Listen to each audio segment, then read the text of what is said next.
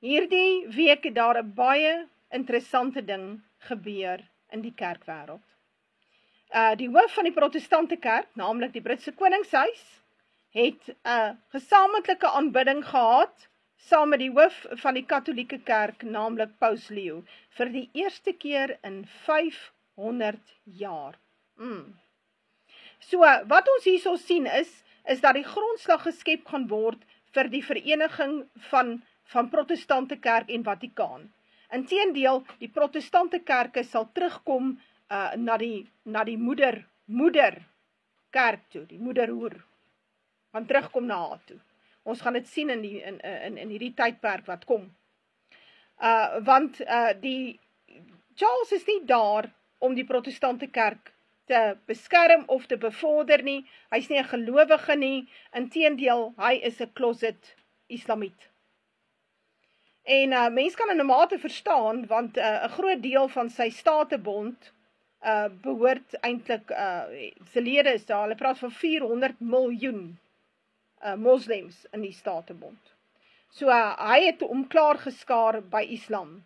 En ons sien dit onder andere, dat hy byvoorbeeld, tydens toe Ramadan klaar was in Brittanje, hier om en by Maart maand, toe het hy die paleis, sy een saal oopgegooi, en 400 moslems kon hulle Ramadan vas dan nou daar breek, en lekker eet, en die koning was betrokke daarbij, hy het saamgesit en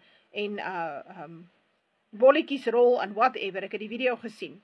En toe staan gesê, King Charles faces criticism for pandering to Islams and Muslims after hosting iftar at Windsor Castle. Nou ja, so daar was 400 betrokke daar, dit was 'n lekker storie, en daar word al gesê, hy has long advocated for bringing the Muslim world and the West closer, adding there was a lot of misunderstanding about Islam in the West. So, hy is pro-Moslem. So, die protestante kerk het klaar ingeskuif onder die katholieke kerk. En die katholieke kerk se alliansie is met islam. En Charles se alliansie is klaar met islam. Ons sien klaar dit hier. En dit is iets wat ek raak gelees het in Openbaring, en iets wat jy moet begin verstaan van wêreldpolitiek. Hier op die einde van tye sien ons dat die Gog en die Magog nasies opstaan. En hulle is oorwegend islamities. Nou, die katholieke kerk gaan by hulle inskakel. Die katholieke kerk gaan islam onder sy vlerk neem, want dit wat die katholieke glo, met betrekking tot Maria en die hele geloofsdienste wat hulle het, het kom eintlik alles daar van Babylon af, en dieselfde met islam. Het is alles hierdie aanbidding van ou gode, wat maar net nuwe name gekry het. So dit is reeds besig om te gebeur. So die katholieke kerk gaan hom nie inskakel by die Jode nie, die katholieke kerk gaan hom inskakel by islam. En hierdie, wat ons hierso sien, is alles tekens van in die laaste 5 jaar waar dit duidelik na vore kom, dat die katholieke kerk besig is met 'n vereniging van hierdie gelowe onder haar vlerk. Nou, maar wat dan nou van die Joodse staat? Nou, die Joodse staat, met die Talmud, is eintlik die hoer op die dier. En hulle beheer eintlik die wêreld deur middel van 'n valse geloofstelsel, naamlik die Vatikaan, die bankstelsel, the City of London, en die militêre stelsel, naamlik Washington. Deur middel van daai 3 city states beheer die Jode wêreldpolitiek. En dit is hoekom die Bybel sê, Babylon hoereer met al die konings van die wêreld. Reg, dat die Vatikaan oral betrokke is waar, dit is so.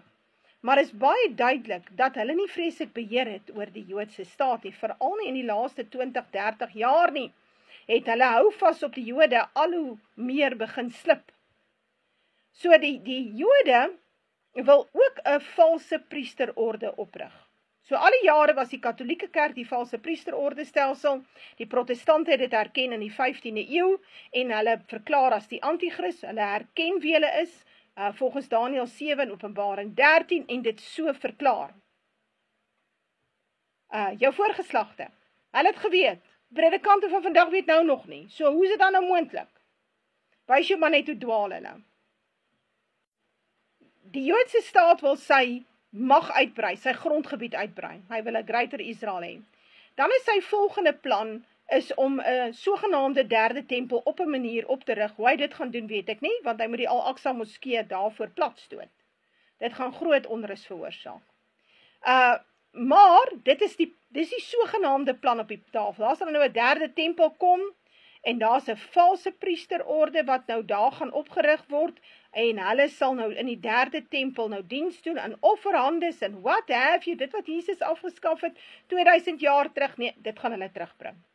En die Sanhedrin sal dan heers oor die wêreld deur middel van howe, waar hulle die Noahide laws toepas.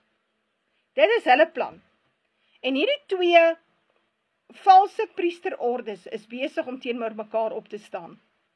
Die Joodse staat en die Vatikaan. En dit is nie nou al baie duidelik nie, maar dit sal duideliker raak in die toekoms. Ons weet byvoorbeeld die Jode wou nie, die Joodse regering het geweier om 'n afvaardiging te stuur na die laaste paus se begrafnis. En van die laaste paus het hulle gekritiseer oor Palestina, want die paus se alliansie is maar met Islam. Dit is waar hulle geloofsbasis vandaan kom, en Islam se geloofsbasis kom daar uit Babylonië uit. So die klomp is almal saam. Maar die Jode is besig met hulle eie agenda. En soos ek sê, hierdie twee staan teenoor mekaar op. So wie gaan die wenner wees? Die Vatikaan. Die Vatikaan gaan saam met die Gog en die Magog nasies verenig, en sal die 10 nasies sal dan opstaan, en teenoor die Joodse staat, wat natuurlik Babylon is, die stad waar ons Here Jesus gekruisig is volgens Daniël 11, wat ook Sodom in Egipte genoem word, en hulle sal haar verbrand met vuur, en haar rook van verbranding sal opgaan tot in der ewigheid. Maar die Vatikaan sal oorleef tot in die volgende bedeling. Want baie mense dink is nou die wederkoms, of daar's 'n wegraping, dit is nie so nie. Daar is nog 'n bedeling wat kom. En die groot probleem is, die ouens dink, die herstel van Israel was in 1948, wat 'n absolute leuen was.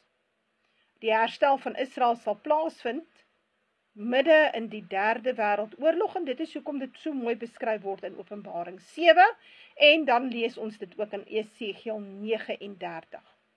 Maar wat jy moet onthou is, dat Charles het ingeval by die pausdom, openlik, dis nou openlik. Dit was voorheen, was dit verborge, maar nou is dit openlik. En hulle sal Islam bevorder waar hulle kan, en die paus het direkte opdragte, daar's direkte opdragte aan Charles gegee, tydens hierdie byeenkoms. Maak nie 'n fout nie.